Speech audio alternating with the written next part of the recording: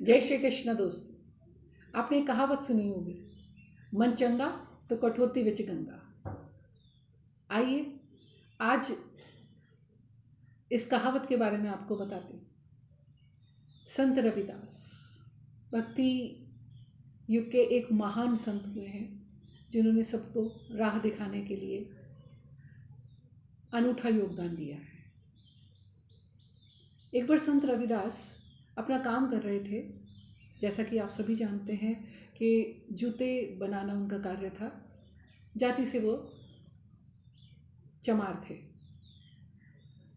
वो बड़ी तल्लीनता से ईश्वर का नाम लिए जा रहे थे और जूतों को बना रहे थे। तभी वहाँ से एक संतों की टोली गुजरी और उन्होंने कहा कि रविदास, हम गंगा स्नान के लिए जा रहे हैं, चलो तुम भी हमारे साथ चल पड़ो। तो संत रविदास कहते हैं कि भगवान, मेरे पास तो समय नहीं है और मुझे ये काम पूरा करना है, इसलिए लेकिन मैं आपसे प्रार्थना करता हूँ कि गंगा मैया को मेरा प्रणाम दीजिएगा। और उन्होंने क्या किया, अपने पास से एक दमड़ी निकाल कर, उस समय दमड़ी का चलन था, रुपए में जिसको आप कहते हैं, वो दमड़ी निकाल के उनको दी कि गंगा मैया को मेरी तरफ से अर्पित कर दीजिएगा, बस ये आपसे मेरी प्रार्थना है। संत गंगा स्नान के लिए वहाँ गए, स्नान वगैरह कर लिया। करने के बाद उन्हें एकदम से याद आया कि अरे, रविदास ने तो हमें एक दमड़ी दी थी, हमें गंगा मैया को देनी है। जैसे ही वो दमड़ी निकाल के गंगा मैया को अर्पित करने लगे, वहाँ एक हाथ दिखाई दिया, बहुत ही कोमल, सुंदर, सभी तरह के आभूषणों से सुसज्जित। और आवाज़ आई कि रुको, मुझे मेरे हाथ में दो, ये रविदास की दी हुई दमड़ी है। और फिर उन्होंने कहा कि ठहरो। वो हाथ दोबारा जल के अंदर गया और वहाँ से एक बहुत ही सुंदर रतन जड़ित कंगन बाहर आया और उन्हें कहा कि ये रविदास को मेरी ओर से दे देना, ताकि उन्हें ये पता चल जाए कि गंगा ने उनके द्वारा दी गई दमड़ी को स्वीकार कर लिया है। और वो हाथ वहाँ से अंतर्ध्यान हो गया। उसके बाद उन संतों ने, जिस संत ने उन्हें अर्पित किया था, उस संत ने उस कंगन को अपने पास रख लिया।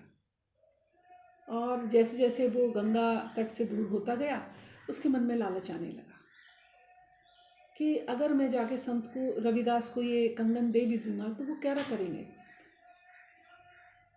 इससे अच्छा है कि मैं अपना जीवन यापन सही तरीके से कर सकूं।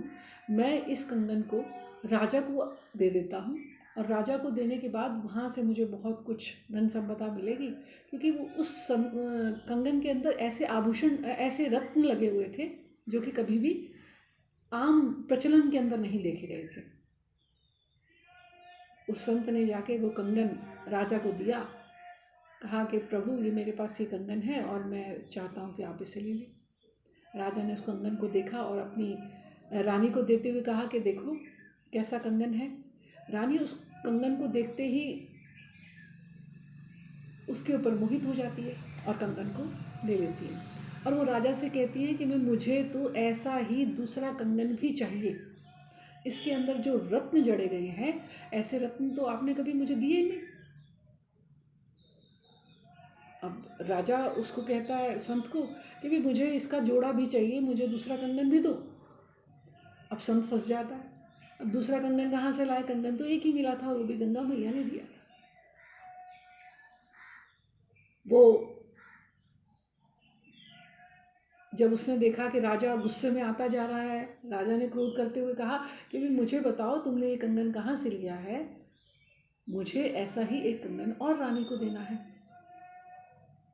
अब संत गया फंस। संत ने कहा कि भी ऐसे ऐसे, असली बात ये थी कि भी मुझे संत रविदास ने एक दमड़ी दी थी और मैंने गंगा मैया को अर्पित की थी। गंगा मैया ने उसकी बदले में मुझे कहा था कि भी रविदास को ये पता चल जाए कि ये मैंने उसकी दमड़ी स्वीकार कर ली है, उसी के लिए उन्होंने कंगन दिया था, मैं नहीं जानता। अब राजा को गुस्सा आता कि भाई तुम झूठ बोल रहे हो। कहता नहीं राजन, मैं झूठ नहीं बोल रहा हूँ। और अपनी जान बचाने के लिए वो संत रविदास के पास जाता है और संत रविदास को जाकर पूरी कहानी सुनाता है और उनके पाँव पकड़कर कहता है कि प्रभु, मुझे इस कृत्य के लिए क्षमा करें और मेरी जान बचाएं।